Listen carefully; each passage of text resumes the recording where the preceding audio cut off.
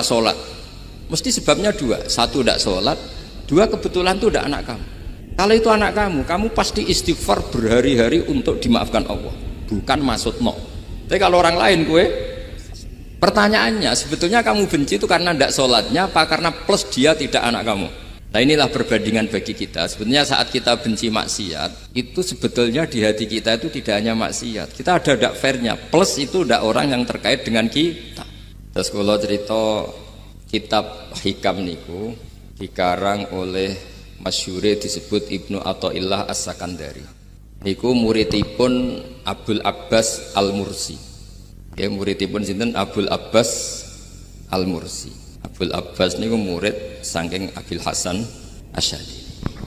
Nah, engkang menginspirasi perilaku ulama di Indonesia khususnya niku adalah tulisan-tulisan utawi madhab-madhab utawi pilihan-pilihan maslak tarekoh engkang dipegang kalian Abul Hasan sinten Asy'ari. Jadi niku nggih nguntungno tiyang Jepon. Madhab ini ora diunik. Terus di antara yang diceritakan Syekhul Hasan Asy'adili, nate suatu saat ada seorang wali, di mana-mana wali itu nggih selerane namung kepengin parak pangeran, mboten kepengin dosa. Singkat cerita si wali ini berdoa di multazam, tempat paling mustajab, ya Allah, takdirkan saya supaya saya tidak pernah dosa lagi. Jadi ndonga supaya ora iso dosa meneh. Niku jawabe pangeran, fa aina ad'u ghufrani. Wong iku nek ora dosa iku sifat ghafur ku ora nganggur. Kok Allah niku wis kadung di sifat ghafur zat sing akeh napa ngapurane. Dadi umpama donya iku ora ana dosa iku sifat ghafur ku terus piye? Dan niku sing dadekno tiyang boten terus seneng dosa niku boten tapi seneng arep-arep rahmati Allah Subhanahu wa taala meskipun keadaane nate napa dosa. Kemudian itu jadi madhab yang membedakan ahli sunnah dan tidak ahli sunnah. Kamane dadi gerakan ekstrim. Ini ku ahli sunnah ciri khasnya niku mbok wong tahu dosa kaya apa tetap dianggap Islam. Ada kelompok ekstrim khawarij sing darani wong nak dosa niku berarti wis napa ka. Jadi itu efeknya luar biasa dari madhab-madhab itu. Lalu kenapa madhab Abul Hasan Asy'adili yang kita pilih? Karena kalau orang Islam kamu kafirkan niku mboten ketemu, cara akal niku mboten ketemu. Nggih cara berpikir kita masyhur Abul Hasan Asy'adili ngendikan wong iku nak kafir mulai cilik nganti 70 tahun. Kula baleni malih nggih, tiyang kafir cilik ngantos 70 tahun. Itu kan menjadi mukmin itu hanya dengan melafadzkan apa?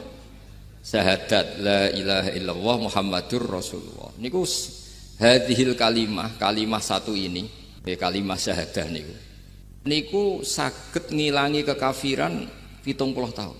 Artinya kalimat ini adalah kalimatun kholafi hal kafiru al islam atau kalimatun sorobi hal kafiru musliman. Jadi ngaji rileks ini tanamkan di hati. Ini adalah kalimat yang orang kafir saja menjadi muslim, hanya sekali dilafadzkan. Masa lalu dengan kalimat yang sama tiang muslim menjadi kafir. Ini kemudian buatan ketemu akal. Makanya madhab takfiri, madhab gampang mengkafirkan orang itu jelas madhab yang enggak ada rujukannya sama sekali, enggak ada pegangan ilmiahnya sama sekali. Wong kafir wae jadi Islam, mosok wong Islam jadi kafir. Mau perkara tahlilan ning kuburan. Gara-gara tahlilannya nyekel patok dianggap napa? Kafir. Mergo dianggap jaluk napa? Jaluk bae, jaluk. Mulane dawuh Said Muhammad masyhur itu diterjemah di seluruh bahasa di dunia. Wong-wong sing ngafirno iku mbok yo sekali-kali nginceng iku ngrungokno. Lho kula nu sampean tahlil iku yo ora seneng. Kadang sing tahlil yo rada kurang ajar. Kula niku jemben nak mati, nak sing tahlil nang Jepun niku ora seneng. Mergo yo rada sombong lah wong tahlil iku yo kadang rada sombong. Misale ngaten, kula kiyaine jenengan. Dongane ngene, ya Allah, ini guru saya. In kana muhsinan fazid fi ihsani. Kalau dia baik itu ya tambahlah kebaikannya. Mosok murid muni gurune baik itu kalau itu kan ngenyek uang. Ini soleh-soleh permanen dianggap napa? Jadi dongane itu ngeper ingkana muhsinan fazid fisa. Wa ingkana musian fatajawas anhu. Misalnya kalau dia orang buruk, kalau beliau orang buruk yang kau maafkan. Maka orang-orang di luar sana yang mengatakan andekan tahlil itu baik pasti dilakukan sahabat. Itu logika yang keliru. Sahabat gak mungkin kan nahlili Kanjeng Nabi ngendikan ingkana musinan. Sido kafir ngoten iki mboten. Lah wong Kanjeng Nabi kok apike di ngendikano ingkana, ini kok kafir. Wong Nabi kok ingkana, andai. Saiki pertanyaannya gini. Kita sebagai kiai, sebagai guru, ku murid nak tahlil ya rada kurang ajar sithik. Wong gurune kok diomongno ingkana musinan ambek ingkana musian. Nah pertanyaannya gini, lepas dari kayak rodok kurang ajar lah dalam tahlil itu rodok kurang ajar karena nyebut guru ora kode kana muhsinan tapi ingkana muhsinan. Maksudnya kalau sampai sebagai murid kan mendapat kode kana muhsinan, guru saya benar-benar orang baik, bukan ingkana andekan orang baik. Tapi ada satu kepastian bahwa ini tidak minta sama mayit. Jadi tujuan kalau kita minta mayat itu salah sama sekali. Wong kita datang ke kuburan malah memintakan ampunan untuk mayit. Kok iso darani njaluk iku piye? Ya mergo mau didelok kok adoh, ketoke ngatong ya berarti njaluk. Lah ya wong fatwa kok mau berdasar inceng-incengan kok adoh niku. Iku ora jelas ya fatwa ini. Paham gitu. Terus jenengan kudu yakin, enul yakin bahwa mazhab kita itu yang benar bahwa tahlilan di kuburan tidak kafir karena tidak minta ke mayit malah memintakan untuk mayit atau memintakan ampunan untuk mayit. Cuma redaksi sing rontok-rontok ngoten niku dikurangi lah. Nak kangge guru niku nggih dikurangi lah, dikurangi. Ya Allah, jenengan Maha Pengampun, kula suwun guru kula jenengan ampuni. Jadi ampun ngangge donga sing teng salat mayit. Nah salat mayit itu kan memang ada sanatnya, memang semua bentuknya seperti itu. Tapi nak ning kuburan kalau betul nanti itu ngotong bangun ngoten, ya Allah ini guru saya, engkau anugerahkan beberapa ilmu, beberapa amal yang manfaat untuk orang banyak. Kalau suwun jenengan tampi, jenengan dat sing Maha Pengampun, jenengan ampuni. Tapi betul ngangge ingkana ini, tangan-tangan muga aku jadi kiai ini tersinggung. Murid orang ajar, masuk darani gurune apik iku andekan. Ya tapi berhubung ra paham ya alhamdulillah ya Dok. Tahlil yang Wali Songo ya banter-banter nganggo mic. Lah sing kene paham ya rodok risi. Piye? Wali Songo darani ingkana iku piye? Wah. Dadi niku mareni iki. Mulane kula suwun nak tahlil nyewa kiai sing alim lah ben rodok bener, ben rodok bener. Tapi ampun nyewa kula mboten purun.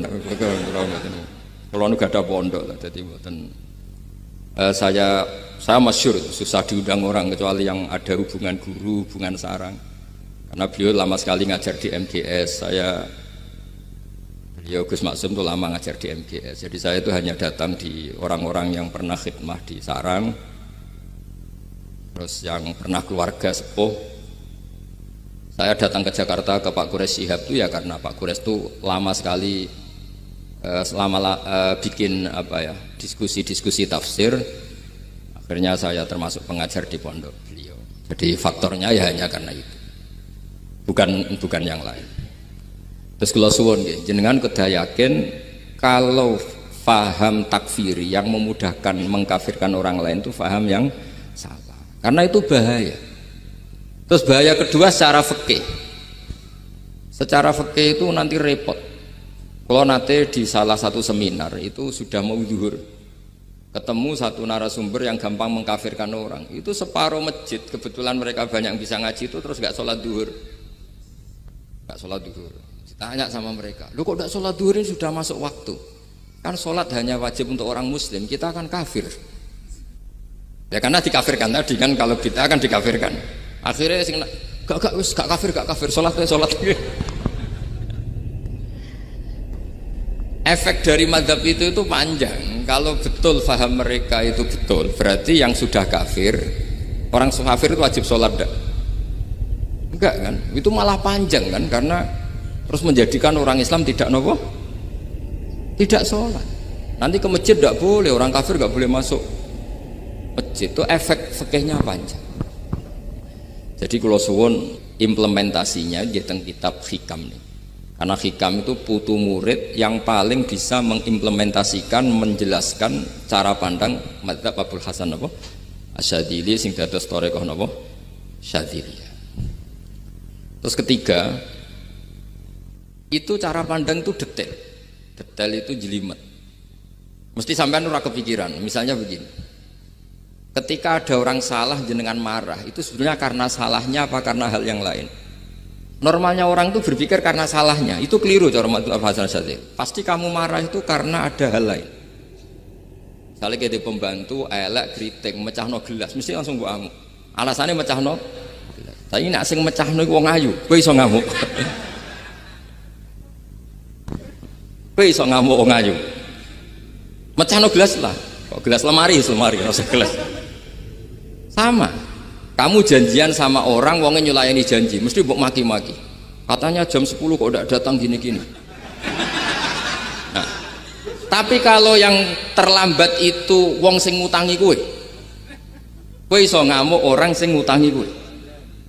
Atau sing terlambat itu komandannya, atasan kamu. Atau kiainya. Artinya gini, ketika kamu marah atas nama terlambat, itu sebetulnya karena terlambat atau karena hal lain. Nah, maksiat juga gitu. Cara pikirannya Abdul Hasan Asyadzili, ketika kowe roh misalnya cawe itu maco naik apa lah ninja atau apa, mesti kowe darani wah seluput suwuk. Tapi nak dikandani, niku putune jenengan. Mesti langsung ya Allah jenengan sepunten. Jadi sebenarnya kita kebencian sama orang lain itu karena kebetulan itu tidak keluarga kita. Coba kalau itu keluarga kita, pasti kayak mikir ulang. Kowe gedeng wong ra salat, mesti sebabnya dua. Satu tidak sholat, dua kebetulan itu tidak anak kamu. Kalau itu anak kamu pasti istighfar berhari-hari untuk dimaafkan Allah, bukan maksud no. Tapi kalau orang lain kue, pertanyaannya sebetulnya kamu benci itu karena tidak sholatnya apa karena plus dia tidak anak kamu? Nah itu pikirannya Abdul Hasan apa? Kue ngamuk itu gelas pecah itu perkara itu pecah gelas apa plus yang pecah elek. Nah itu pecundang kita, itu cara pikirannya Abdul Hasan. Kita ini pecundang itu nggak fair, apa? Betul fair. Nah, itu terus beliau diantaranya punya cerita Nabi Ibrahim itu pernah diangkat ke Allah di alam malakut. Di alam malakut kemudian ini ada di kitab Hikam juz 2 halaman 4 yang di bab ini yang saya baca. Ini cerita terakhir nih pun bantu pun sampai tak ngaji suwi-suwi ora mesti paham atau sediluk. Nak sediluk kan dia alasan kenapa ora paham salah Gus Pak mulangi sediluk. Lah anak suwi sampean ra paham malah ribet kan? Diulang suwi ra paham goblok tenan berarti kan gitu. Nah ini untuk menjaga harkat dan martabat niku ngajine sediluk mawon dan takoki malaikat. Kenapa ora paham? Salah Gus Pak ngajine sediluk. Jadi duwe napa? Alibi lah gak ada napa? Pembelaan. Nabi Ibrahim itu diangkat di alam malakut. Karena beliau seorang nabi melihat orang maksiat ditanya sama Allah, ya Allah, itu orang-orang maksiat tuh makan dari rizkimu, menempati bumimu dan semua fasilitas yang kau bikin. Lalu menurut kamu gimana Ibrahim? Ya bunuh saja, matikan saja. Sama Allah dituruti. Melihat lagi ada maksiat yang berbeda, selalu Nabi Ibrahim usul itu dimatikan. Jadi Ibrahim pernah jadi garis keras lah kira-kira, keras sekali. Lalu suatu saat Nabi Ibrahim itu disuruh nyembelih Ismail. Disuruh nyembelih apa? Ismail. Baru disuruh nyembelih Ismail, Nabi Ibrahim tanya, ini anak saya ya Allah, ini samratu fuadi, ini buah hati saya, kenapa engkau nyuruh menyembelih? Cara ngetikane pangeran, apa kamu tidak ingat ketika tak angkat di alam malakut beberapa hambaku kamu usul supaya tak bunuh? Cara Jawane, cara Jepone kowe ora rasane dadi aku iku pangeran sing gawe aku enak kowe usul-usul kon mateni jare. Saiki gentenan, saiki anakmu sembelih. Rumangsamu udah di pangeran gak sayang mbek kaula. Kowe tak dadekno nabi ku kon dakwah ora kon mateni. Nabi Ibrahim nangis. Nah inilah perbandingan bagi kita. Sebenarnya saat kita benci maksiat, itu sebetulnya di hati kita itu tidak hanya maksiat. Kita ada dak fairnya. Plus itu dak orang yang terkait dengan kita. Jika misalnya mau wangkel, misalnya penyanyi sing piye mau wangkel. Suatu saat penyanyi ku WA kuwe, masa ya gelem dadi bojomu, ilang mangkelmu kan. Jadi pecundang, kita ini sebetulnya pecundang. Nah, syukur-syukur memang makom kamu sudah tinggi. Memang benar-benar benci karena maksiat, paribasane wayu gelem mbok rabi tetap mangkel. Tapi saya tidak yakin soleh-soleh seperti ini imannya sampai seperti itu tidak yakin. Dan saya kalau yakin begitu berarti keyakinan salah itu salah dan bodoh itu, karena itu nggak terbukti. Makanya ini kitab baru kalian kitab hikam, karena ini acara ngaji hikam kula waos sedikit mawon kula waos ini jawabannya Nabi Ibrahim ketika disuruh nyembelih Ismail teng halaman 4 juz 2. Allahumma hadza waladi wa samratu fuadi wa ahabbun nasi ilayya fasami aqailan yaqul ama tazkurul lailah allati sa'alta fiha ihlaka abdi awama ta'lamu anni rahimun bi ibadi kama anta syaqiqun biwaladi. Jadi Ibrahim anak kamu sembelih. Kata Ibrahim, ini nggak mungkin Gusti, ini buah hati saya, kenapa engkau minta ini tak sembelih? Apa kamu tidak ingat pernah mengusulkan saya menghabisi sekian hamba saya? Kalau kamu bisa sayang anak kamu, saya juga sayang hamba-hamba kue nak we. Mikir. Jadi makanya kalau suwon kita ini hidup harus insaf. Nak kira dia duit, iku yo mangkal tenan loro tenan. Terus bojomu mbok kon sabar pas kowe ra ngekeki duit, iku yo ora fair. Wis ben-ben ngamuk. Satu kelihatan cerdas, memang kondisi nggak punya uang itu harus ditanggapi dengan marah. Masa diapresiasi? Pinter mas, kowe saiki sudah wong zuhud. Wah ya ribet. Wah ya ribet kan. Wes jos mas sampean. Saya kira di duit sampean sudah wong zuhud, wong waro. Tapi udah mati bareng saiki. Jadi sebetulnya Allah bikin emosi itu, andaikan boleh dibahasakan wis dipikir. Walau la dafwahin nasa ba'dahum bi ba'dil lafasadatil. Jadi bumi ini sebaiknya itu diisi dengan sekian perbedaan. Tapi tidak konflik loh, perbedaan dengan konflik itu beda. Saya ulang lagi, bumi ini sebaiknya diisi dari sekian apa? Perbedaan, karena justru itu bagus. Saya itu berkali-kali bilang, andaikan tidak ada pikiran kedua, ini dunia ini sudah rusak. Harus ada pikiran kedua. Misalnya ono wong kok terlalu apik mbek kanca, mesti bojone sambat. Wong gak men ngopi mbek kancane, ra tau ngapi mbek bojone. Tapi kalau ngopi mbek bojone terus, mesti kancane sing sambat. Wah, jok rabi lali kanca. Ribet. Manusa itu ribet. Kados kula dugi mriki ini hormat Gus Maksum. Nggih mungkin untuk ganjaran. Tapi untuk dosa sithik-sithik ninggal pondok. Jadi ya sudah. Ya mau tidak mau, karena memang hidup itu tidak banyak pilihan. Ada orang sering ibadah di masjid, sholat, itu ya bagus. Tapi dia pasti tidak baik dalam sistem sosial. Umpama wong soleh kabeh ning masjid, itu dunia akeh sing mati.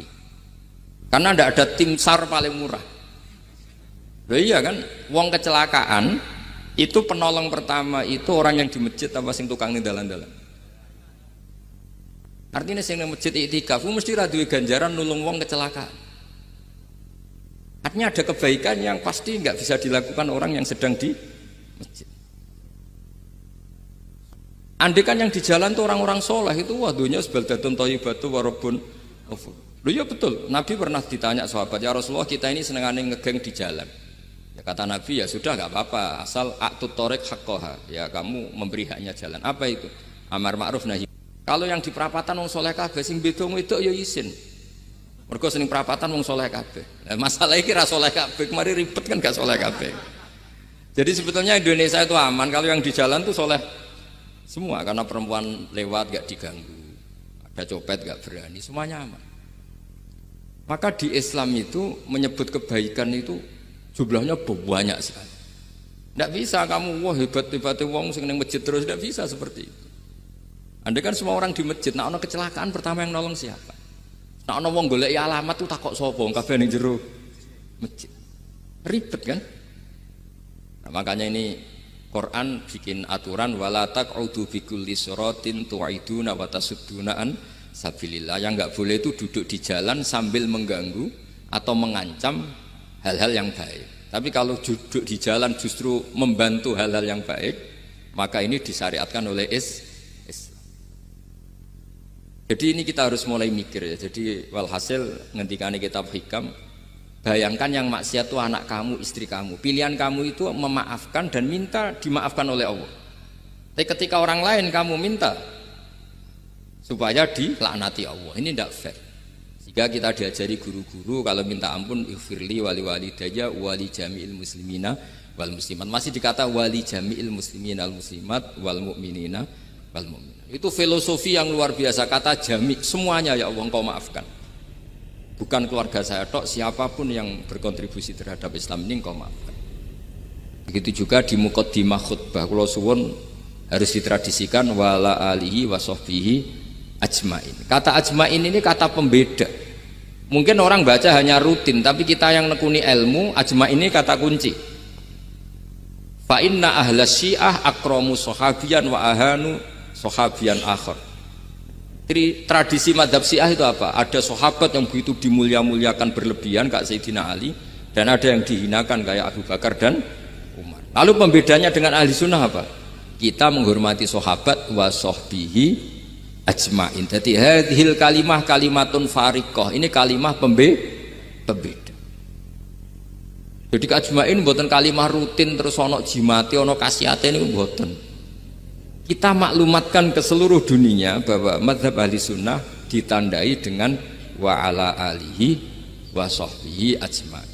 Mane dawuh Mbah Hasyim wa nukrimu ahlal bait wa nukrimu jami'a ashab Rasulillah sallallahu alaihi wasallam. Wa nukrimu jami'a ashabi Rasulillah sallallahu alaihi wasallam. Ciri utama mazhab Ahlussunnah apa? Menghormati keluarganya Nabi dan menghormati seluruh, ada kalimat apa? Seluruh sahabat. Jadi kata ajma'in itu kalimatun fariqah atau kalimatul fasl. Kalimat yang membedakan mana mazhab Syiah dan mazhab Ahlussunnah apa? Itu kalau jenengan ngaji teng Gus Maksum napa teng Haji Maksum di antara madhabnya Nabi Ibrahim yang diceritakan Abdul Hasan apa? Asyadili, kebencian kepada maksiat, kita semua pasti benci maksiat. Tapi gak fair kan, yang satu kamu laknati, yang satu kamu doakan. Ujung-ujungnya apa? Ada unsur hadun nafsi. Kalau yang terkait dengan jenengan mbok dongakno di sepuro, nah yang gak ada terkait mbok pasutno. Ini kan gak fair, padahal sama-sama apa? Maksiat. Kalau suwun polemik tentang ketentuan gimana hukumnya ziarah kubur, ya hukumnya baik karena mendoakan atau memintakan ampun untuk yang mati, bukan meminta sama yang mati. Udah Sayyid Muhammad kena arah percaya rungokno wong didelok kok ado pancen ya ngeri kan, patoke diusap-usap bariku ndonga delok kok ado kan njaluk kuburan padahal mayite ngeluh. Ngeluhe perkara mau, kadang nek sing kiai ini rapati iso ngaji wamen ingkana. Wali kok diarani napa? Ya Allah, jika mayit ini, andekan mayit ini baik, maka dan andekan tidak. Lho cara kowe dadi mayite. Bocah ora jelas itu. Mayit, nah makanya ini cobalah kalau sholat jenazah tidak apa-apa doa itu, karena sanatnya seperti itu. Kalau doa guru ya diatur-atur yang baik lah, langsung mawon ya ghafiratunu wal khotiat gini-gini, saya mohon beliau amal baiknya jangan terima, amal buruknya jangan ampuni, karena guru juga manusia tidak nabi. Boten terus apa? Pakai apa? Ingkana. Apa? Kita beruk. Nah, mulanya itu setelah peristiwa ini Nabi Ibrahim menghentikan faman tabi'ani fa innahu minni wa man asoni fa innaka ghafurur rahim. Ya Allah, orang yang ikut saya ya pasti bagian dari saya. Artinya harus berhak mendapat syafaat. Tapi orang yang sedang tidak taat sama saya, kula suwun beri hak untuk tobat. Jadi ghafur itu artinya ya kasih waktu lah Gusti untuk tobat. Sehingga umat ini nggak berhenti berharap supaya yang sedang maksiat pun kita selalu berharap suatu saat pasti tobat. Kita berharap la'allahum yarji'un, la'allahum yantahun. Quran sendiri menghadapi orang-orang maksiat masih selalu diberi harapan la'allahum yarji'un, la'allahum yantahun. Ya tentu dengan sekian mauidhah, sekian hikmah, sekian amar ma'ruf nahi munkar. Yang jelas kita sebagai ahlul ilmi tidak punya sanad model keras. Karena semuanya ini proses. Sama nggak bisa niru Nabi itu kan dulu perang Gus. Loh Nabi perang dulu itu enak. Enaknya itu Nabi mesti bener, musuhnya mesti salah. Itu Abu Jahal CS. Saiki kowe perang kowe ora mesti bener. Musuh ora mesti salah. Terus kabeh tegas piye oleh tegas wong padha ora jelas. Riyen tegas kan gampang, Nabi mesti bener, musuhnya mesti salah. Kan penak. Anak sampean, wah sampean masih macake santri ini. Cara tukaran mbek tanggamu ora mesti tak bela. Ya mergo ora mesti bener. Wong bapak anak cerita kula, ana imam masjid sepuh, istiqomah geger mbek pengurus takmir. Kadang bener sing canom-nom. Kaya imam masjid sing sepuh iku ndekne paling sepuh kudu dadi imam terus jare bapak. Iku istiqomah apa mau digenteni wong liya. Itu banyak alumni sarang, alumni Pelosok Lirboyo nganggur gara-gara sing tua iku mau digenteni. Nah, tapi misalnya kok sing nom ambisi ya salah, wong ana sing sepuh kok sing nom ambisi hidup itu udah banyak pilihan. Artinya gini loh. Di wilayah istihad, di wilayah mikir itu potensi salah itu ada. Ya wow, kena abot keluargamu mesti sering ninggal bojo. Nah abot bojo mesti mengabaikan ibu kamu, saudara kamu. Nah ngono sing imbang Gus. Rai-rai pas-pasan wangel imbang. Ndak segampang itu ngelola keseimbangan itu ndak gampang. Karena hidup tuh wakana bena dzalika qawama itu ngukurnya ndak gampang. Kalau sampean sholat soft awal terus, ini ada ulama yang kritik meskipun sholat awal paling apik. Kowe iku sapa kok ngarep terus koyok paling bener. Jebule kok ngarep jebule salah. Lah yo kan kuatah. Orang maksa sholat awal terus nang Mekah, jebule salah. Jadi ono juga wali yang kalau sholat itu nggak gurih, ditakoki, kenapa kowe sering nggak gurih? Aku iku isin. Madhep pangeran kok hebat wae kok ngarep. Banyak juga cara pandang ini karena wilayah istihad. Napa wilayah napa? Wilayah istihad itu kayak iya kayak enggak. Makanya dalam masa misalnya gini contoh paling gampang. Kalau ada boto gaweane wong Rembang cek wong Blora, itu kan sering kena teletong dan teletong itu jadi materinya. Ono sapi ngising ning kono dibaro terus diolah jadi boto. Terus kemudian boto ini jadi masjid. Itu najis apa enggak? Najis kan karena disuci nggak bisa, materinya najis. Itu hanya boleh di mazhab Abu Hanifah. Mazhab Abu Hanifah itu mengatakan alatut tadhir itu 3, air, turab, debu dan anar, api. Alasannya mazhab Abu Hanifah orang mukmin yang dosanya banyak itu disucikan dengan api neraka.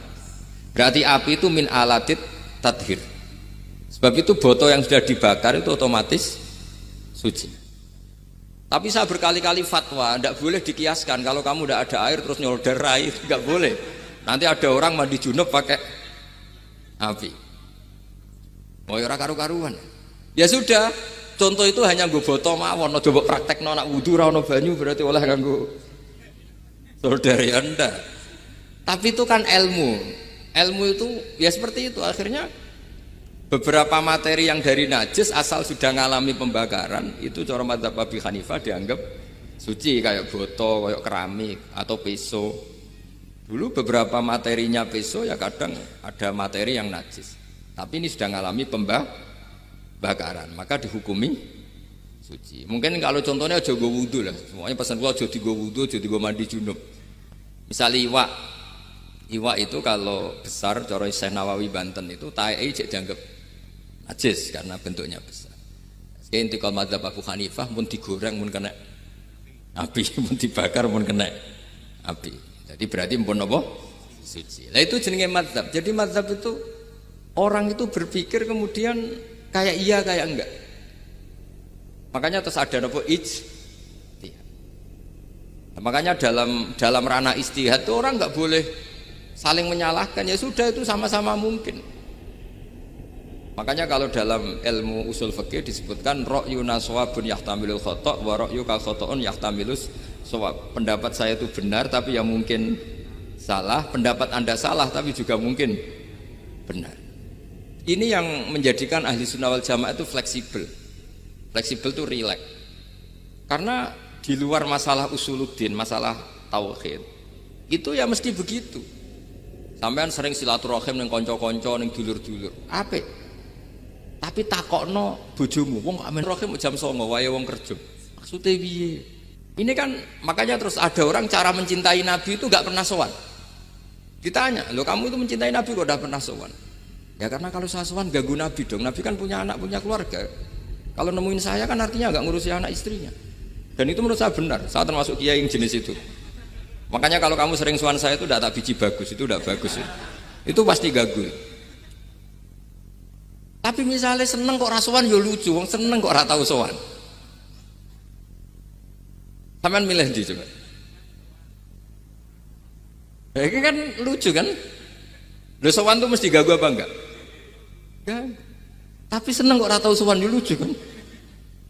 Nah itu istihad. Maksudnya istihad itu ya ada sahabat yang seneng Nabi itu enggak pernah sowan. Ya hanya datang ke masjidnya ikut jamaah, datang ikut jamaah, tapi enggak pernah sowan. Ada lagi sahabat yang kalau disuruh coba wajahnya Nabi itu kayak apa, saya nggak pernah melihat. Padahal bertahun-tahun jadi sahabat. Karena ijlalan lahu, saya sangat menghormati beliau sehingga saya merasa nggak berani melihat wajah. Ini banyak juga sahabat yang detail mensifati beliau, sampai hajibnya tahu, syaribnya tahu, semuanya tahu. Saking mencintainya, aku nak roh Nabi seneng delok. Sama-sama seneng, tapi cara mengimplementasikan, nah itu wilayah-wilayah nopo. Jadi kalau suwun terbiasalah dengan beda pendapat, dengan biasa mawon. Dan itu kita dilatih. Makanya wonten makalah masyhur ikhtilaful a'immah napa rahmah. Atau sebagian disebut ikhtilafu ummati rahmah. Umatku yang berbeda-beda. Beda itu bukan konflik loh ya. Beda pandang, beda sudut materi atau metode atau maslak. Niku semuanya asal ikhlas dan berbasis ilmu niku kabeh napa roh. Jadi setiap saat mungkin meteor itu menghantam bumi, setiap saat mungkin Mars yang menghantam bumi. Sehingga kalau kita belajarnya itu geologi atau sistem galaksi, itu ketakutan kita ya pada likuifaksi, pada meteor yang jatuh, pada apa. Tapi kalau misalnya kita baca yang su'ul khotimah, ketakutan kita ya akan su'ul khotimah. Tapi terus kalau lihat berita TV corona, ya takutnya akan corona. Tapi setelah distatistikkan, misalnya belajar orang yang mati karena ngelindur, itu ya terus takut tidur, karena yang mati karena ngelindur itu juga banyak. Artinya apa? Membaca itu membentuk, dan itu artinya belajar. Saya termasuk orang yang meskipun masih muda itu gak pati-pati mati. Ini yang bedakan saya dengan Gus Nadir PD saya kalau masalah ngadepi mati. Karena bukan berarti saya mesti soleh, mesti husnul khotimah, ya enggak. Ada istilah mati yang menyenangkan dalam diri manusia, yaitu Nabi ngendikan Allahumma ahyini maka natil hayatu khairan li wa tawaffani maka natil wafatu khairan li. Sebagian doa Allahumma maj'alil hayata ziyadatan li fi kulli khairin wal mauta rohatan li min kulli syarrin. Jadi mati itu akhir dari maksiat saya atau akhir dari potensi maksiat saya. Sehingga kata Sohibul Hikam, kamu harus percaya diri bisa selamanya tidak maksiat lagi. Orang kan tanya, masa manusia tidak bisa maksiat lagi? Ya bisa saja kamu pas taat terus mati, berarti sudah tidak bisa maksiat. Jadi ulama itu melihat mati itu akhir dari segala maksiat atau potensi maksiat. Nah, di sini hebatnya lagi-lagi GNU itu. Bohong fasik gendong kayak apa kalau mati saya ge, tonggone menang kabeh, saya ge menang kabeh. Sesuai kiai ini saya nih pun buatan sakit maling, buatan sakit korupsi. Oh ge saya nih. Itu satu ilmu yang luar biasa, meskipun ya tentu agak ngawur, tapi itu bagus, secara ilmu bagus, karena al-maut adalah rohatun min kulli syarr. Lagi-lagi yang menyelamatkan itu illa aliman au muta'alliman, proses belajar mengajar. Saya baca banyak tentang halal haram dalam kitab Imam Ghazali itu, tak ulang berkali-kali. Saya itu dulu ya gak paham, karena kitab paling susah di bab Imam Ghazali itu menurut saya kitabul halal wal haram. Termasuk bagaimana cara ngelola amwalus salatin yang terkenal korup, sementara menyumbang kamu sebagai jaizah, sebagai hadiah untuk para kiai atau untuk para. Itu perdebatannya ulama itu macam-macam. Ada yang bilang haram karena itu potensi haram atau memang benar-benar haram. Ada yang bilang boleh karena kalau yang pakai kamu untuk kebaikan, kali dipakai mereka ruwet. Kebetulan yang partai ini lebih besar Mas Nadif. Ya alhamdulillah. Terus dikiaskan sama ghanimah. Lagi-lagi karena baca, saya itu pernah ditanya seorang dosen di Jogja, Gus saya ini muslim mulai kecil dan saya peneliti, saya pernah sekolah di mana-mana. Yang ganjil dari saya tentang Islam itu satu, yaitu ghanimah. Kok kayak Islam tuh rampok gitu ya, perang sudah, orang kafir tuh kalah, hartanya diambil gini-gini. ya ghanimah. Terus saya memberi analogi, kalau ada garong ke kamu, bawa senpi, bawa pedang, terus kamu mengalahkan garong itu, alat-alat itu kamu kembalikan apa kamu sita? Ya saya sita, nanti dipakai garong lagi. Ya kira-kira seperti itu. Kalau dikembalikan ke orang kafir berarti menjadi kekuatan kekafiran lagi, dan itu harbi. Dia baru nerima, lagi-lagi ini barokahnya baca. Makanya saya diminta sama sini, ya saya tentu faktor hormat. Karena bapak saya memang dulu ngaji sama Badullah. Mbah saya itu terkenal wali, yang bapaknya bapak. Itu kalau kesini nyifati Badullah satu. Nur isido mondok gini itu enggak apa-apa. Pondok elek lah, kiaimu wali. Zaman itu bapak itu di kamar kursi ya masih ada kakinya. Saya dulu sering dijak ke sini sama bapak. Jadi mbah saya itu terkenal wali dulu. Jadi mbah saya itu tirakat terus sampai kapundhut itu poso terus. Kebetulan cucunya agak niru. Saya tidak niru itu karena itu Gus Zaki. Memang disuruh tidak niru. Kata mbah saya, kira usah tirakat, terus tak tirakati aku. Itu. Jadi saya, Mbah Mun juga gitu. Kowe haram tirakat, terus tak tirakati aku. Saya senang sekali. Tapi tua-tua kok mikir putu. Nah, terus nirakati putuku sopo. Jadi mulai jadi kiai betul Mas Latif, saya ini sudah mulai mikir putu. Karena saya ini termasuk orang yang kecelok alim yang enggak banyak orang menghormati karena sudah diramal sama mbah-mbah. Di dulu mbah saya Mbah Nur Sam itu, kakak saya itu SMP, SMA, kakak saya yang kedua juga SMP, SMA. Mbah saya itu Mbah Nur Sam itu yang nganterkan bapak ketika mondok sini itu, yang ikrar karo Badullah wali Mbah Nur Sam itu, ahli tirakat, ahli puasa. Itu bilang, Nur, anak sing iki aja pondok, aja sekolahno. Sumben sing ngalim ku anak sing iki. Ketika saya hampir tamat SD sama mbah saya Tuban, mbah saya Narukan juga di Sabdo begitu. Singkat cerita saya mondok sarang. Mondok sarang pertama langsung dikenal Mbah Mun, wong anak kiai jadi langsung dikenal. Didoni macam-macam terus jadi wong alim itu gak ada yang ngelem. Biasa aja untuk dongane sepuh-sepuh. Ya sebenarnya agak kecewa ya, saya inginnya kan dianggap prestasi gitu, ternyata dianggap doanya orang-orang sepuh. Ya, makanya kula niki mriki ya rodok ya syukurlah sama Bang Mutamakin sama semuanya karena tadi, kenapa saya harus cerita ini? Quran sendiri mengakui bahwa orang soleh itu diantara aturannya adalah dzurriyyatam ba'duha min ba'd. Meskipun Allah bisa bikin orang soleh dari mana saja, tapi yang legitimit itu memang dzurriyyatam ba'duha min ba'd. Dan kata dzurriyyah itu tasmalu auladal inas, kata Ibnu Hajar al-Asqalani, memasukkan turunan yang dari ibu. Meskipun tentu secara wali nikah atau secara disiplin nasab dari ibu itu tidak ngefek. Tapi dari segi fa'innal irqadassas, bahwa sistem tubuh kita itu tetap ada gen dari seorang apa? Ibu. Sehingga banyak ulama tafsir mengatakan dzurriyyah itu tasmalu auladal inas. Dzurriyyah itu memasukkan turunan dari apa? Ibu. Bapak saya itu nasabnya nasab wali. Jadi mbah-mbahnya itu suka tirakat, suka. Ibu itu nasab kiai. Jadi kalau bapak wiridan itu, kalau istiqomah itu disalahkan sama keluarga ibu. Istiqomah itu salah. Karena ijabu malam yajib, mewajibkan sesuatu yang tidak wajib. Itu masalah secara ilmiah. Mbah Mun itu sering kritik kalau ada pondok kok wajib puasa, wajib merawat itu sering kritik. Itu secara fikih bahaya. Ijabu malam yajib, mewajibkan sesuatu yang tidak wajib. Dan itu kriminal dalam bab fikih. Betul itu, sama cari di Sulam Taufik. Babnya itu ngeri, ijabu malam yajib itu tidak dihitung minal kabair. Dicari sendiri itu di bab Sulam Taufik, tidak perlu saya sebut, itu parah betul malah cara menvonis Abdullah bin Husain bin Thohir itu di Sulam Taufik. Ijabu malam yajib. Tapi pondok-pondok yang tirakat tidak kurang dalih. Niki boten majibaken, ngelatih. Boten majibaken tapi napa? Nah, silsilah dari keluarga ibu itu suka ilmu. Sehingga Abdullah bin Mas'ud itu tiap hari itu mensweeping orang yang sering duha. Kalau ada orang duha istiqomah itu disweeping. Awas, harus seminggu sekali, nggak boleh tiap hari. Masa sholat fardu kamu saingi sholat duha? Nggak boleh, fardu tersaingi. Itu Abdullah bin masyhur, sama cari di Al-Hunjah itu. Sayyidah Aisyah kalau ada orang duha tiap hari dimarahin. Dan itu secara konstitusi ilmu benar karena Nabi Qiyamul Lail Ramadan itu hanya 4 hari yang dipandu. Lainnya itu enggak. Khasyata ayyufradu alaihim, kalau dalam sahih takut dianggap fardu.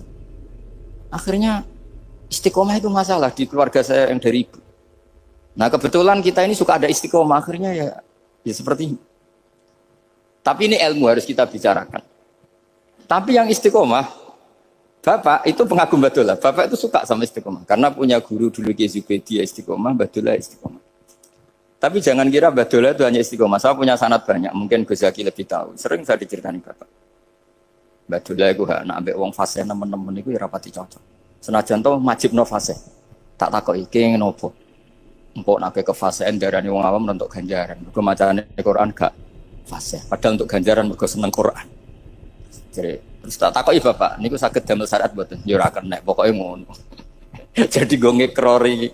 Artinya beliau ndak ingin lah gara-gara kita terlalu pakem tajwid kemudian menganggap siapa saja baca Quran salah kemudian tidak dapat pahala. Bisa saja hamalahum ala ayakra'ul Qur'an apa mahabbatuhum wa iskuhum wa kada wa kada. Jadi akhirnya saya jadi tahu. Oke, secara makhraj salah, tapi iseknya benar, mahabbahnya benar, brontonya benar. Jadi sebetulnya Badulah itu punya sekian makalah tentang ilmu. Hikam juga gitu. Nur nak cah santri ngaji Ihya itu jauh oleh. Saya nak ngaji Hikam mojo. Maksudnya beliau entah kalau setelah itu Badulah itu melarang siapa saja santri ngaji Hikam itu dilarangnya ada kelas tertentu untuk boleh ngaji Hikam. Nah, kenapa saya cerita ini? Karena saya masih ingat betul di antara wasiatnya Mbah Mun itu. Pirroh sebab apa Fatihah kok ihdinas siratal mustaqim bukan siratoka tapi siratal ladzina an'amta alaihim. Dawe Mbah Mun fa inna Allaha ta'ala la ya'kul wa la yashrab wa la yanqih wa la kadza wa kadza. Allah itu tidak makan, tidak minum, tidak tidur. Sehingga kita tidak bisa niru Allah. Tapi yang makan tidur itu manusia. Sehingga kalau ingin dekat Allah ya niru siratal ladzina bukan siratoka. Kita cara tidur niru Kanjeng Nabi, niru ulama, cara makan, cara minum, niru Allah tidak bisa. Makanya bukan ihdinas siratal mustaqim siratoka tapi siratal ladzina an'amta. Maka dalam beragama itu butuh master, butuh panutan. Ya tentu Mbah Mun oleh ngendikan pakai lugat orang-orang kuno. Cara Mbah Mun pakai cantolan. Maka saya punya makalah banyak dari Bapak, dari Mbah Mun, dari Mbah Zubair, dari sampai saya itu hafal sanad sampai Rasulullah Shallallahu Alaihi Wasallam. Karena yang bisa mengawal ilmu itu sanad. Termasuk saya di sini bawa kitab Ar-Risalah Al-Qusairiyah. Nanti saya baca beberapa panutan kita. Di sini ada Abdul Qasim Al-Junaidi, ada Abu Yazid Al-Bustami, ada banyak ulama yang ditulis Ar-Risalah Al-Qusairiyah.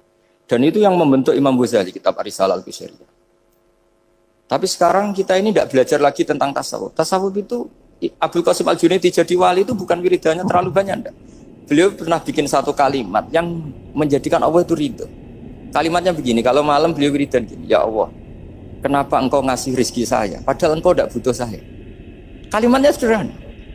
Kalau seorang majikan ngasih servis sama karyawannya, memang butuh pekerjaannya. Orang tua ke anak butuh kasih sayangnya. Tapi engkau ini zat yang tidak butuh saya, tidak butuh kita, ngapain ngasih? Jadi punya sisi betapa Allah itu luar biasa, wong tidak butuh kok. Ngasih itu kan luar biasa. Jadi karena mensifati seperti itu Allah itu ridho. Itu luar biasa. Normalnya orang memberi itu kan, apalagi orang memberi kiai itu kacau sekali. 1.000 jaluk swarga. Salam template 1 juta wae jaluk apa? Swarga itu parah lagi. Nanti kalau enggak masuk surga diundat-undat. Itu ngeri lagi itu 1 juta minta apa? Surga. Sayyidina Ali itu diantara sebabnya beliau dekat Allah itu karena muamalahnya sama Allah itu benar. Di antara muamalah itu yang diriwayatkan di kitab Ar-Risalah Al-Qusairiyah adalah masyhur itu. Kafani izzan antakuna li rabban wa kafani fakhran an akuna laka abdan. Tiap malam dia beritanya itu, ya Allah, saya sungguh sangat mulia karena engkau yang jadi Tuhan. Coba kalau saya dituhani manusia yang mati atau dituhani siapa yang mati juga. Wa kafani fakhran an akuna laka abdan. Saya ini bangga sekali karena jadi budak, jadi hamba zat yang tidak mati. Jadi pakem-pakem yang menjadi masyrab kalau dalam bahasa tasawuf itu yang menjadikan wali. Sehingga yang dikatakan ibadah itu apa? Ma'rifatullah. Mengenali Allah secara benar. Jadi jangan kira wali-wali dulu terus terlalu istiqomah, ada juga. Mereka punya pakem yang menjadikan Allah itu ridho. Saya beri contoh nih di sini banyak makalah nanti saya beberapa baca tabarruk. Banyak riwayat dari orang-orang sufi. Nabi Ibrahim itu pernah ketemu orang Majusi. Beliau terkenal sakhok, terkenal sakhian. Ketika ketemu orang Majusi, ya Ibrahim saya ini sehari saja ngasih makan saya. Kamu kan tukang ngasih makan orang. Terus, ya tapi bisarti antus lima, kamu harus Islam.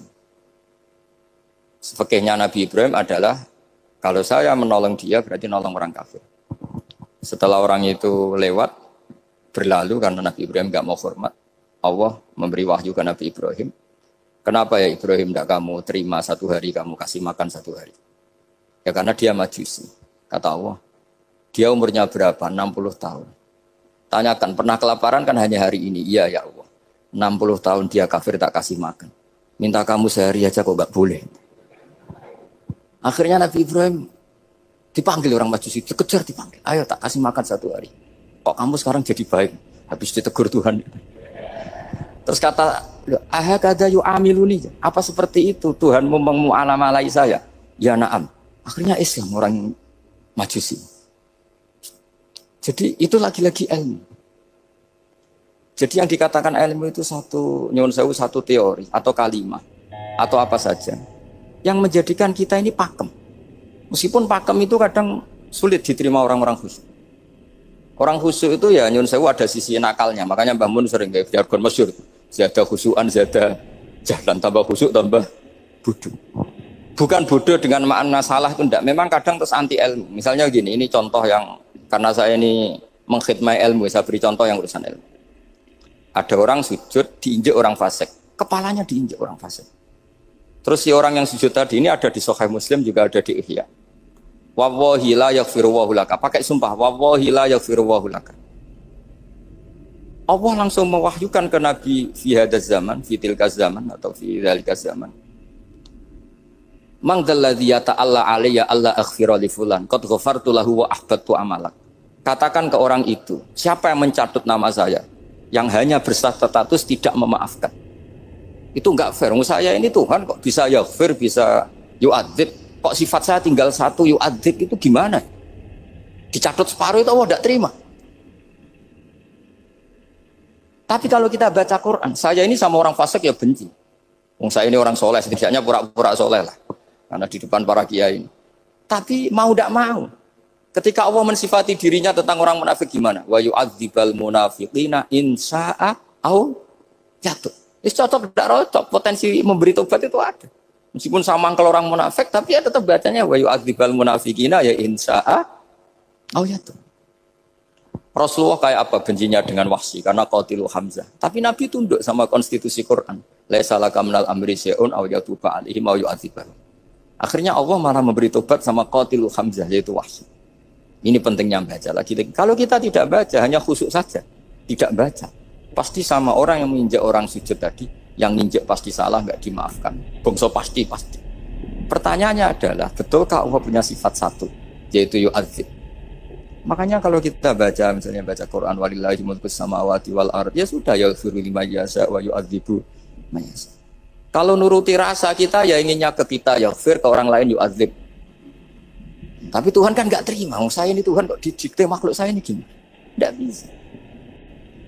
Sehingga ya ini lagi-lagi ya. Makanya saya cocok nggak cocok itu suka baca. Saya suka sekali baca. Mulai ulama dulu, ulama modern, setengah dulu. Mulai ulama yang kedunian sampai setengah kedunian. Suka. Saya dulu tuh nggak suka uang. Karena saya memang tadi mbah saya dari bapak itu wali mas itu. Kalau tadi Mas Nadif jujur, mulai Mbah Soleh itu suka bully mertuanya, jadi saya alhamdulillah dia jujur. Jadi, Mbah Soleh itu menantunya Raden Asnawi, itu ya bully-bulian sama ini terus ditiru beliau ini. Itu nggak suka sebenarnya. Saya itu ya pokoknya tadi kalau orang daftar wali itu kan nggak suka sama. Karena mereka nangis ketika Allah ngendikan wa aqridu wa atau ayat-ayat anfiku atau orang baik disifati wa aqridu wa qardan hasanah. Itu hadal khitab li ahlil jiddi wasarwah. Ini khitab untuk orang kaya. Kalau isin Gusti jenengan nampen ngongkon infak kok kalau diinfaki. Jenengan nampen ngongkon ngamal kok kalau di ngamali. Jadi maka yuhibbunal mal, mereka tidak suka harta. Walakin liyana luladzatal khitab bil infak, dan itu harus kaya dulu untuk bisa infak. Jadi itu uniknya. Akhirnya saya Imam Sa'roni Penting juga kaya. Jadi wali untuk suka harta itu nunggu diperintahkan Allah. Alhamdulillah kita ndak sudah wali dulu karena sudah senang harta wali. Jadi kayaknya keren kita dibanding wali-wali itu. Artinya wali itu tahu pentingnya harta setelah jadi wali. Kita alhamdulillah mulai kecil sudah tahu pentingnya harta. Kayaknya kita lebih wali. Imam Syafi'i itu dulu gak suka sama orang kaya. Saya berkali-kali ceritain. Karena dia dididik Sufyan As-Tsauri, Sufyan bin Uyainah. Tapi ketika ketemu Imam Malik itu kaya raya. Meskipun dia hidupnya sederhana, tapi kaya raya. Pas beliau mau, Imam Syafi'i dia agak-agak sopan kalau sekarang tanya, setelah jenengan ilmu yang saya harus ambil siapa? Kata Imam Malik, yang sealim saya itu sudah meninggal Abu Hanifah, tapi muridnya masih, namanya Muhammad bin Hasan Asy-Syaibani. Kamu datang ke sana. Semalam itu Imam Malik dikasih uang 500 dinar. Padahal 1 dinar itu 4,25 gram. Bisa dihitung berapa ratus juta. Terus separuhnya dikasihkan Imam Syafi'i. Nah, tidak kasangoni. Pagi-pagi diajak ke Baki. Dulu Baki itu ada kafilah rental unta. Mana kafilah yang mau ke Irak? Kita. Ya sudah ini antar. Tak bayari. Diantar Imam Syafi'i. Diantar ke Imam Muhammad bin Hasan Asy-Syaibani di Irak. Itu ketemu Muhammad bin Hasan Asy-Syaibani pertama itu apa? Beliau itu kalau ngitung uang di meja. Emas-emasnya di meja, uangnya dolar, semuanya di meja. Tambah kaget, ini saya sama Imam Malik ingkar, ini malah lebih parah lagi. Kata Muhammad bin Hasan Asy-Syaibani, atak jabu min hadza. Kamu kagum dengan ini merasa aneh? Iya. Ya sudah, ini tak kasihkan orang fasik. Tinggo demenan, tinggo judi. Jangan, jenengan saja. Kalau jenengan kan orang soleh dipakai kebaikan. Berarti orang soleh boleh kaya. Angsal-angsal. Semenjak itu Imam Syafi'i kebablasan. Sampai fatwa kiai fakir itu haram. Kiai bisa bikin rumah bagus, bikin rumah jelek. Haram. Puasa al-Islam ya Allah wala yulah. Nah, lagi-lagi kebetulan kita sebelum ngaji Imam Syafi'i sudah seperti itu. Jadi ini justifikasi. Lagi-lagi itu ilmu. Seorang lagi-lagi itu akhirnya saya baca kitabnya Imam Sa'roni namanya Al-Minanul Kubro. Itu beliau cerita wa mimma manallahu alaihi. Kesannya kayak orang sombong. Tapi sebetulnya yang sopan itu yang sombong karena Imam Sa'roni kan bilang, kamu harus memaklumatkan diri kalau antum minal ulama il amilin. Kamu termasuk ulama yang amilin. Terus ditanya sama orang-orang, bagaimana kalau nyatanya ndak? Kamu tadi subuh sholat, iya saya sholat. Kamu tadi zuhur sholat, iya saya sholat. Kenapa ketika kamu maksiat ingat terus, ketika kamu taat tidak ingat? Berarti kamu anggap Allah itu menyesatkan kamu tok, tidak pernah ngasih hidayah sama kamu. Pas delok rondo ning dalan kok maksiat, bar sholat atau syukur, bar zuhur atau syukur berasa. Berarti kan nyifati Allah, hari ini Allah ngasih saya maksiat. Sementara lupa kalau Allah ngasih sholat zuhur, sholat asar, sholat maghrib, sholat. Oh sudah di situ al-Minanul Kubro, pokoknya orang itu soleh semua. Nah saya itu termasuk orang yang didikte oleh kitab, terbentuk oleh kitab Al-Minanul Kubro. Jadi di situ hidup itu enak semua. Makanya saya itu masih ingat dialeknya dua orang alim. Enggak perlu saya sebut, ini agak sensitif. Karena ceritanya itu ada anaknya kiai mau nyalek. Karena dia anaknya kiai tanya, Mbah, dalilnya nopo nanti yang kepengen jadi jabatan, mencari jabatan itu sah. Kalau yang jawab tak sebut gak apa-apa namanya. Jawabnya Mbah Mun, oleh gak apa-apa. Nabi Yusuf juga ada jabatan. Terus beliau baca, qalat alni ala khuzainil ardi inni khafifun alim. Nabi Yusuf juga ada jabatan. Ya Rabb. Didebat sama orang alim. Itu Nabi Yusuf, syariatnya itu mansukhah bi syariati Rasulullah Muhammad SAW. Setelah tamunya pulang, Mbah Mun dibantah gitu. Dari Mbah Mun gini bilang, anut kiai wae oleh pemenang anut Nabi. Sama ingat kalimatnya. Anut kiai wae oleh pemenang anut. Artinya Nabi Yusuf kan minta jabatan ij'alni ala khuzainil. Jadi akhirnya semenjak itu fikih-fikih ilmu tadi saya ulang lagi. Akhirnya saya cari, termasuk saya disuruh bangun. Saya golekno dalile nak wong soleh kok oleh jabat. Batinku, wong dalil kok diorder saya ya sempat. Ternyata saya cari-cari ya tadi am yahsudunan nasa alama atahum wa min fadli faqad ataina ala Ibrahim alkitab wal hikmata wa atainahum mulkan azim. Keluarga Nabi Ibrahim di antara sifat yang disebutkan Allah adalah dikasih mulkan azim. Sebab itu akhirnya kiai Indonesia itu mazhabnya Syafi'iyah semua. Politik ya kerso, jabat ya kerso, proposal ya kerso. Saya ini, maksud saya ini yang menyelamatkan ilmu. Kalau orang busuk pasti gedeng. Kiai kok gelem proposal, kiai kok para pejabat. Tapi orang ilmu setuju. Nah saya nggak tahu setujunya itu bawaan ilmu apa bawaan nafsu tadi itu yang mulai saya data. Nah kalau saya kan bawaan ilmu saya baca. Itu bedanya saya dengan Mas Nadif jadi bawaan baca. Karena kemarin saya dibully habis-habisan di Kudus. Saya tidak punya kesempatan bicara di menantunya Neng Muah ya. Wah ini kurang ajar betul orang ini kata saya. Tapi saya nyari sisi positifnya. Kalau saya dibully kan saya madlum. Orang madlum gampang jadi wali. Yang dia bully berarti zalim ya sudah berarti wali saya. Nah supaya dia juga wali sekarang tak bully supaya impas gitu. Jadi ini nolong beliau. Jadi saya 22 hari itu kalau habis subuh ke rumah sakit. Tapi kalau asar pulang ngajar. Ya begitu terus. Karena mbah-mbah saya itu sukanya ilmu Masya Allah. Karena ilmu itu penting. Apapun pakemnya para wali itu kalau diingatkan secara ilmu itu terus kayak runtuh. Saya berkali-kali mencontohkan. Dan itu valid, data itu valid. Sufyan bin Uyainah itu orangnya khusyuknya Masya Allah. Gurunya Imam Syafi'i, gurunya Imam Malik. Itu beliau menceritakan dalam kitab Khilyatul Auliya. Nabi Isa itu senengannya itu ceria sekali.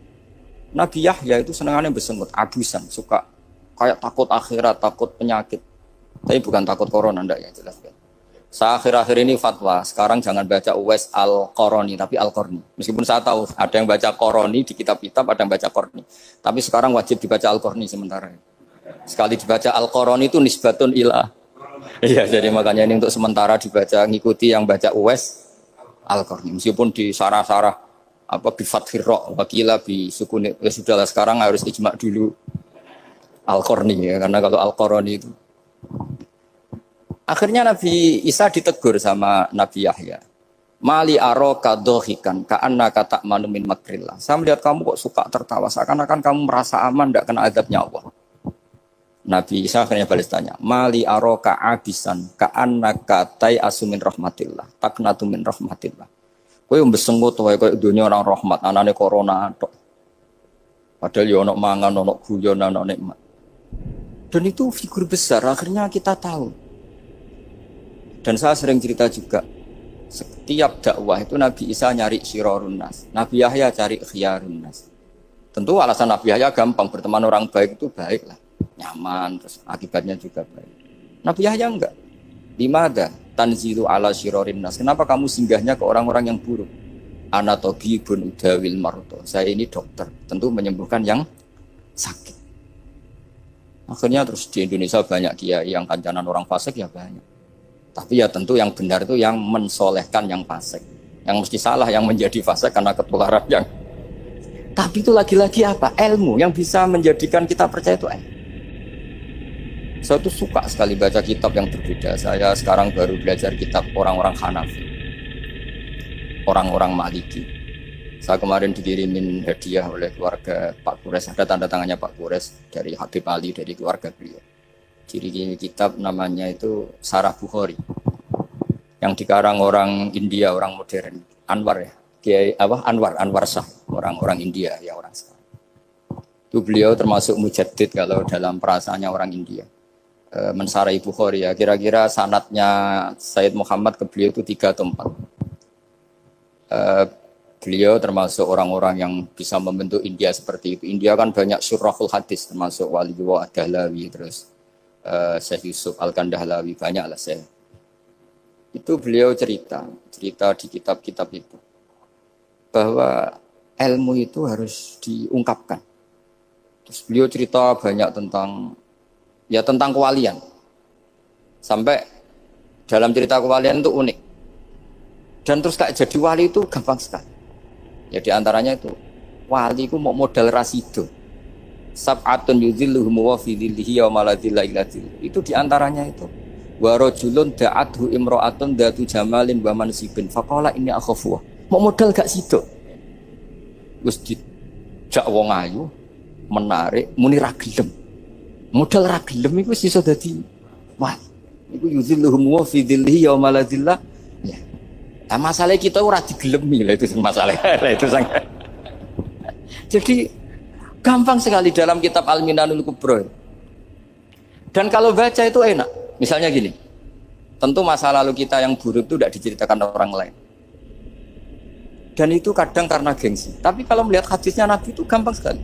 Kullu ummati mu'afan ilal mujahirin. Umatku semua itu dimaafkan kecuali yang memperlihatkan salahnya dosanya. Jadi nggak boleh kalau sampean sekolah nggak naik kelas cerita anaknya. Kalau saat dulu nggak naik kelas, kalau punya utang koperasi tidak pernah bayar, nggak boleh cerita seperti itu. Kalau ditanya, bapak dulu pinter nggak? Oh pinter sekali. Harus bilang gitu, pinter sekali. Pernah ranking sekali, sudah nggak apa-apa itu. Meskipun dengan makna yang lughawi ya. Saya dulu iskal. Kan nyon sewu saya ini sering diparani orang yang mau tobat, tercerita Gus saya dulu sering main perempuan, sering mabuk, tapi sekarang saya mau tobat gini-gini. Karena ini orang awam, tak terima. Tapi saya bilang gini, kamu jangan cerita ke anak kamu. Terus dia cerita, tapi kan saya harus jujur. Karena ilmunya dia baru terlalu jujur itu penting gitu. Terus Pak, pokoknya nurut kula ora oleh cerita, pokoknya ora oleh cerita. Ya Gus oke nurut. Setelah itu saya nyari-nyari sarah, termasuk kitab itu. Kok bisa orang yang tidak mujahirin, orang yang menutupi salahnya malah dimaafkan, yang cerita jujur pernah salah malah tidak. Sangat bener. Misalnya seorang bapak cerita, "Jong aku dhisik nak pacaran tak ambung." Misalnya, anaknya mesti suatu saat kan dia puber. Mesti nak ngambung niru bapak. Nah, kalau yang cerita itu ribuan atau jutaan. Jong aku zaman yang pondok itu rezekiku kombodoni. Kan terus jadi syariatun mutabah. Apalagi yang cerita ini ternyata jadi kiai, ternyata gitu ya tetap jadi kiai.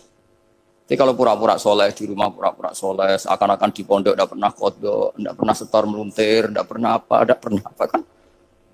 Katanya, lalu lucunya, oke itu alasan. Alasannya Imam Ghazali itu paling masuk akal. Ini saya cerita. Ila aliman barokahnya baca Imam Ghazali. Fa inna Allaha ta'ala yakrahu zuhurul ma'asi. Wa min asbabi zuhur adalah al-mujahar. Karena Allah itu gak suka maksiat itu begitu kelihatan. Dan awal dari kelihatannya maksiat adalah semua orang cerita.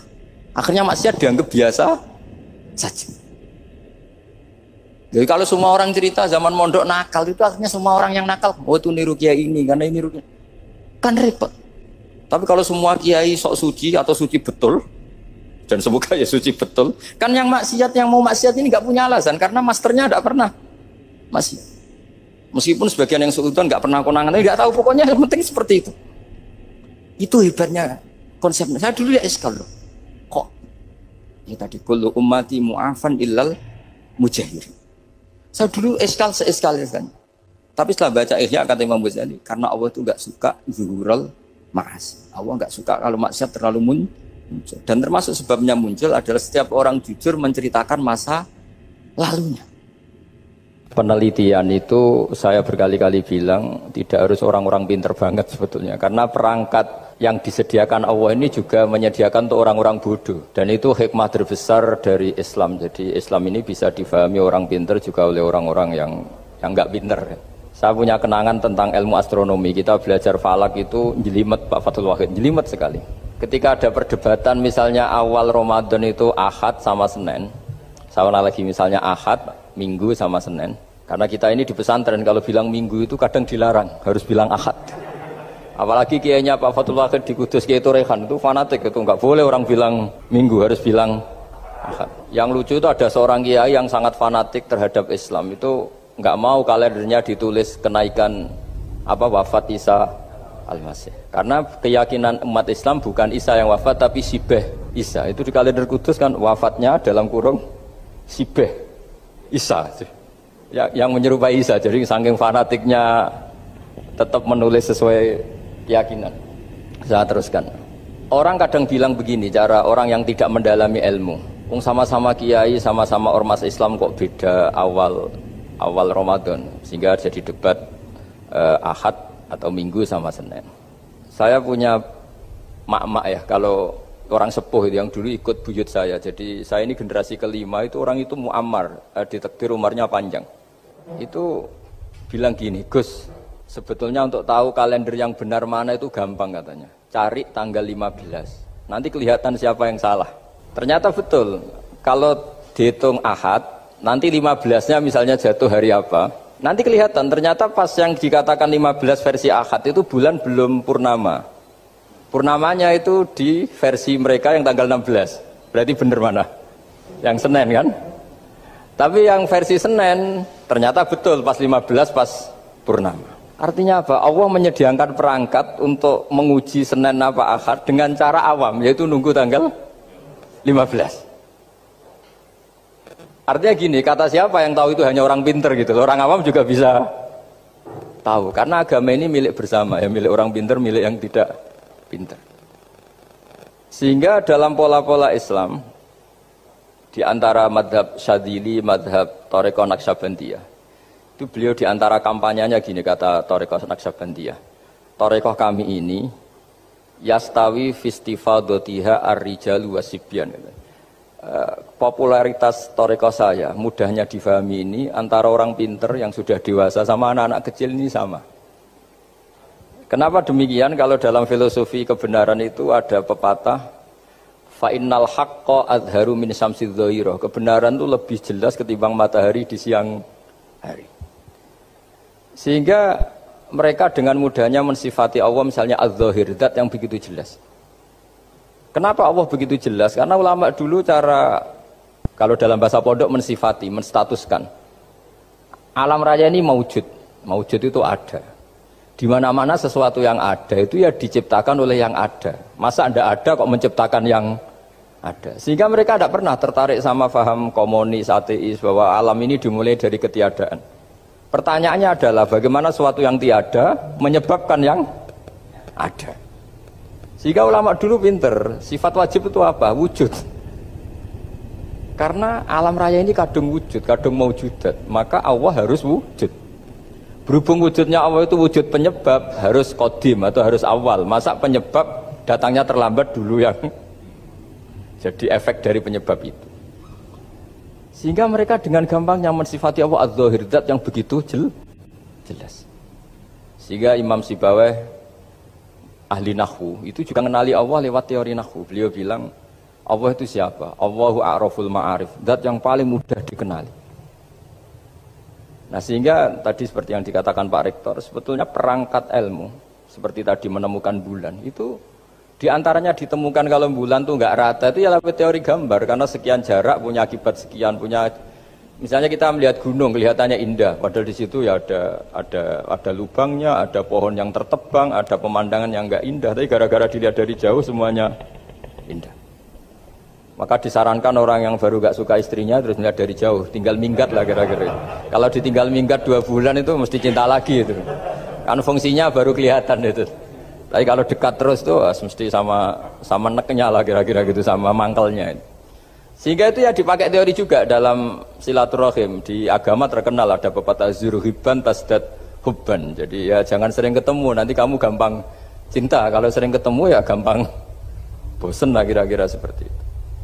Nah, kemudian teori-teori awam ini dikembangkan. Yang awam, jadi dulu orang menemukan apa matahari itu besarnya kayak apa, rembulan besarnya seberapa, itu dilihat setiap kita melihat mobil itu jarak 1 kilo masih kelihatan sekian meter, nanti kalau 2 kilo berkurang sekian senti, kalau 3 kilo berkurang sekian senti, terus dikalikan ya kira-kira seperti itu.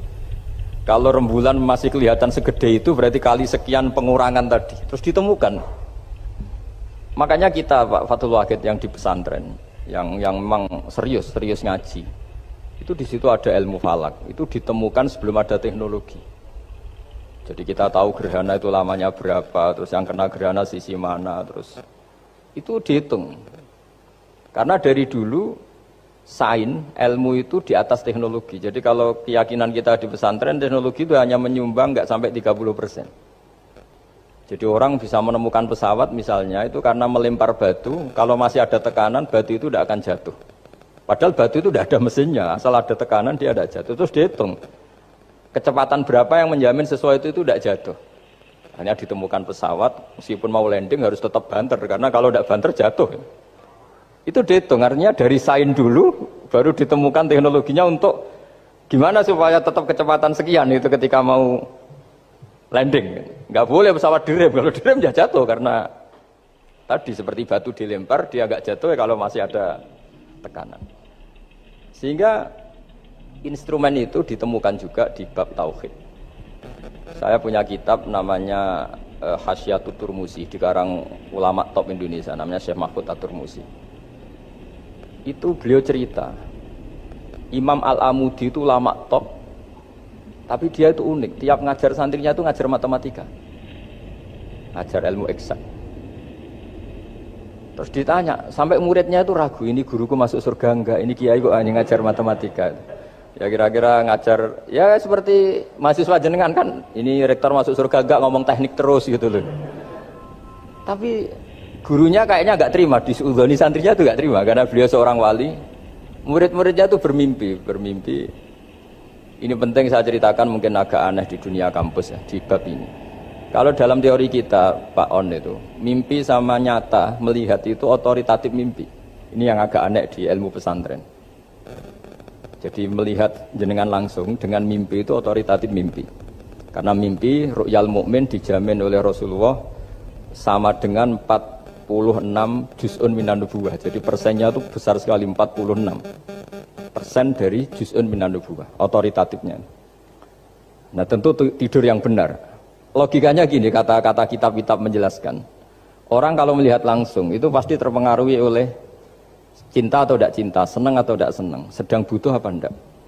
Jadi kalau saya sedang butuh dengan Pak Rektor itu melihatnya dengan penuh harapan. Jadi kalau saya sakit mau mati itu senang lihat dokter karena ini harapan, rektor nggak ngefek gitu kan gitu. Tapi kalau saya politikus ngelihat ketua partai itu lebih respect ketimbang melihat dokter. Jadi gara-gara banyak kepentingan ini melihat itu nggak pernah jujur gitu, nggak pernah jujur. Jadi kebodohan manusia justru karena melihat itu kalau dalam teori kitab. Makanya kalau dalam teori pesantren itu kebalik, anna sunyamun wa idza matu intabahu. Manusia itu hakikatnya tidur, baru setelah mati bangun. Misalnya kita di dunia nganggap uang itu penting, harta itu penting, jabatan penting. Setelah kita mati ternyata yang paling penting itu hanya sujud. Karena kamu itu kenangan ketemu Allah terbaik itu sujud. Yang kita anggap penting di dunia semuanya tidak penting. Yang kita anggap sepele kayak sholat ternyata itu super penting. Tapi sadar itu nunggu nanti di akhirat. Ya saya ini termasuk syukur yang sadar sebelum sampai akhirat. Jadi termasuk orang yang beruntung lah gitu. Nah kenapa mimpi itu begitu penting? Karena tadi ketika orang tidur itu off semua, sistem sarafnya, sistem apanya. Yang ada hanya pengendalian Tuhan. Karena dia tidak bisa mengendalikan dirinya sendiri. Apalagi kalau tidurnya benar ya tentu pakai wudhu, terus pakai doa-doa, terus menghadap kayak mayit itulah, standar mayit itu menghadap ke kiblat kayak posisi mayit itu. Sehingga dia ada intervensi pada dirinya sendiri, ya tidak punya keinginan dari dirinya sendiri. Kamu kan nggak bisa ingin wah tidur ingin ketemu wanita cantik kan tidak bisa nentukan gitu. Akhirnya ya benar-benar hanya milik Allah. Apalagi kalau kita bacanya benar, terus pikirannya benar. Makanya uniknya dalam Islam adalah doa mau tidur dengan wiridan setelah sholat itu ajarannya Nabi banyak mau tidur. Wiridan subhanallah 33, alhamdulillah 33, Allahu akbar 33 dan disempurnakan seterusnya itu. Itu ijazah Nabi kepada Sayyidah Fatimah itu untuk mau apa? Tidur. Bismika wada'tu jambi wa bismika arfa'u. Sampai doanya panjang. Allahumma aljatu zuhri ilaika. Panjang sekali doa mau tidur. Saya yakin jenengan ndak hafal dan ndak. Paling ya bismika wada'tu jambi apa? Bismika Allahumma ahyawam. Itu sebagian ustadz bilang itu doa ngaji katanya. Gitu. Ada seorang ustadz saking mangkelnya, ibu sudah baca doa ngaji? Belum, tak juarai. Bismika Allahumma ahya bismika wa amut. Wah itu kan doa mau tidur Pak Ustadz. Iya biasanya kalau ngaji tidur. Jadi doa itu kalau itu doa mau. Akhirnya mimpi itu penting. Karena di situ manusia nggak punya nafsu, nggak punya keinginan. Sehingga yang ada itu kata Nabi itu ada sittatun wa arba'una juz'an minan nubuwah. Sehingga dulu itu mimpi itu jadi sarana betul. Kita tahu kan cerita orang-orang dulu. Fir'aun itu kurang jahatnya, kurang kelirunya. Dia mimpi ada api dari Bani Israel yang membakar kerajaannya. Dan semua pentawilnya sepakat itu maksudnya Anda akan dihabisin kerajaan Anda oleh bayi dari Bani Israel.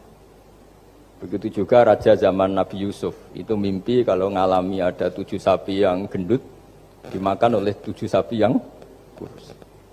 Jadi mimpi itu sarana, bahkan dari orang kafir.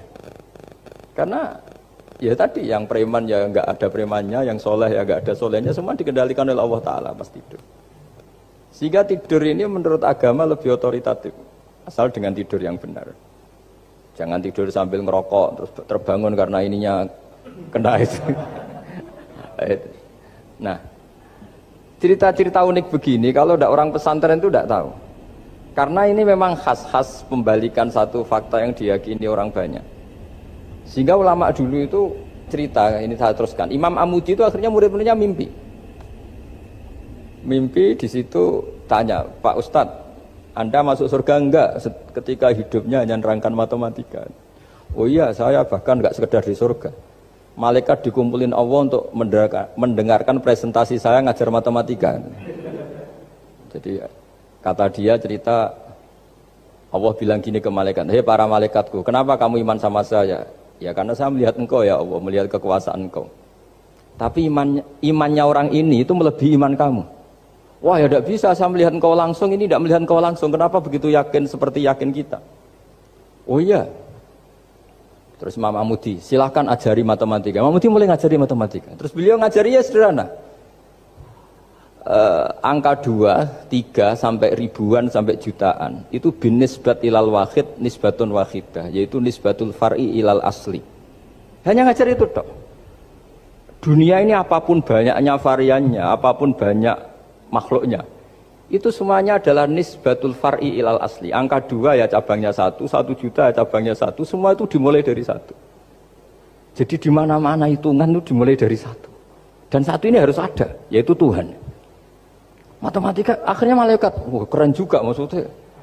Keren juga maksudnya. Akhirnya Allah bilang, dan itu didawuhkan juga oleh Rasulullah SAW, tuba liman amana bi walam yaroni. Yang hebat itu imannya orang yang enggak melihat saya. Makanya masyhur itu malaikat ditanya Allah, siapa imannya yang paling kuat? Ya kita, karena melihat engkau langsung ya Allah. Para nabi. Terus tapi yang dari sekian pertanyaan itu jawab sama, yang paling ajaib adalah umat-umat Muhammad di akhir zaman, enggak menangi nabinya, juga enggak pernah lihat surga neraka, tapi iman sama saya. Dan mereka punya cara untuk imannya itu berkualitas sama dengan kamu para malaikat. Ya diantaranya dengan cara logika tadi yang saya utarakan tadi. Am khuliqu min ghairi syai'in am humul khaliqun. Kalau alam raya ini wujud, maka penyebabnya harus sesuatu yang wujud. Masa sesuatu yang enggak wujud menyebabkan yang wujud. Kalau angka 10 ada, 1 juta ada, pasti dimulai angka 1. Makanya nisbatus naini wal arba'ah ila ma la nihayatalaha, itu semuanya nisbatul far'i ilal asli. Semua angka berapapun jumlahnya itu binisbat ilal wahid adalah nisbatul far'i ilal asli. Itu cara-cara, makanya tadi kajian ilmu itu tidak ada habis-habis. Makanya perasaan saya itu kemungkinan orang Islam jadi ateis itu kecil, Pak Fatullah. Saya punya kitab, ini saya ulang lagi, kitab calon wali. Kenapa saya sering cerita wali? Kalau di kampus itu kan orang inginnya ya jadi dekan, jadi rektor, atau jadi menteri lah kira-kira gitu. Kalau di pesantren orang itu cita-citanya satu, ingin jadi wali. Ya, supaya majelis ini barokah, saya tidak perlu cerita dunia kampus. Kalau ceritakan corong Jawa nguyai segoro lah. Bongso keinginan gitu kan tidak selera saya, juga ada dunia saya. Supaya sampai dapat ilmu ya saya cerita dunia. Itu kitab, saya punya kitab calon wali lah kira-kira, atau wali sudah wali top, namanya kitab Tasbitul Fuad, karangannya Sayyid Abdul Haddad. Itu beliau cerita, di antara ceritanya itu unik. Kata beliau begini, saya itu tidak khawatir orang Islam jadi murtad, apalagi jadi ateis, karena kalimat la ilaha illallah itu sahlatun qoribah, kalimat yang mudah sekali. Sehingga saya tidak khawatir orang Islam yang ketemu orang ateis, ketemu orang macam-macam, asal diajari kalimat ini secara benar. Terus beliau cerita, yang saya takut tuh mereka masalah perempuan dan harta. Kalau iman kayaknya enggak. Singkat cerita, yaitu di kitab seperti itu. Singkat cerita, saya ketemu banyak orang yang kuliah di McGill atau kuliah di Amerika, di Jerman, mungkin di Norwegia, di mana-mana, di Australia, dan ketemu teman-teman yang di Korea Selatan juga. Mereka itu orang kebanyakan yang nyuwun sewu enggak keluarga kiai, tapi mereka enggak ada yang enggak tetap iman. Ketika saya tanya, kenapa Anda tetap iman? Padahal ada beberapa negara yang lebih stabil, lebih makmur dibanding negara yang mengklaim sebagai negara Islam. Itu cara berpikir ya sederhana. Enggak lah Gus, kayaknya kok Tuhan kok ada tanggal lahirnya, enggak lah, kayaknya yang namanya Tuhan tuh ya awal lah. Masa pencipta langit bumi dituhani orang yang lahirnya di bumi, kayak ndak lah kayaknya. Jadi ya berpikir sederhana. Padahal ya kurang ajarnya Masya Allah. Anak ini ya dugem ya macam-macam, tapi kalau ditanya disuruh yang lain nggak mau dia. Enggak lah, kayak yang benar tetap Islam.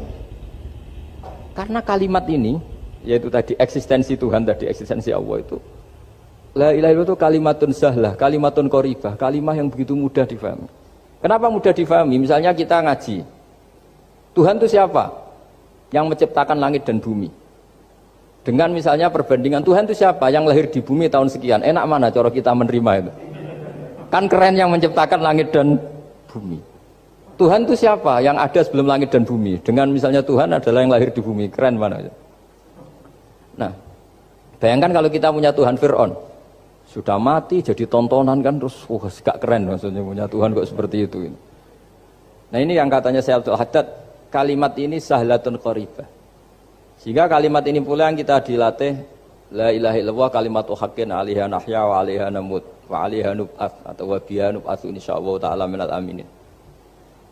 Nah, saya sebetulnya tadi datang itu tidak ingin menjelaskan ini, tapi tadi kata Pak Fathul Wahid, ilmu itu kalau dikaji tambah hari tambah mudah, karena perangkat untuk menemukan bulan itu misalnya nggak rata itu gampang sekali. Pakai teori pemandangan ya bisa, pakai teori gambar juga bisa. Kalau teori pemandangan tadi, kalau kita bisa melihat mobil 2 meter masih kelihatan 2 meter, itu dengan jarak berapa masih orisinil seperti itu. Tambah jauh, tambah tidak kelihatan, tambah jauh, tambah. Nah ternyata setelah 5 kilo misalnya tidak kelihatan, berarti untuk jumlah 2 meter hilang per 5 kilo.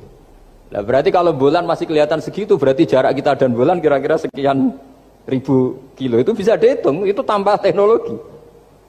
Makanya sebetulnya teknologi itu nyumbang itu nggak sampai 30%. Yang paling banyak ya sains tadi, pengetahuan itu yang kayak tadi orang menemukan pesawat, itu kontribusi terbesar tetap pengetahuan. Misalnya pesawat dari bahan ini kalau kecepatan sekian kena angin pecah enggak? Tetap pengetahuan yang menopang itu. Teknologi kan paling mengantar supaya pesawat kecepatan sekian didorong mesin sekian dengan apa begitu.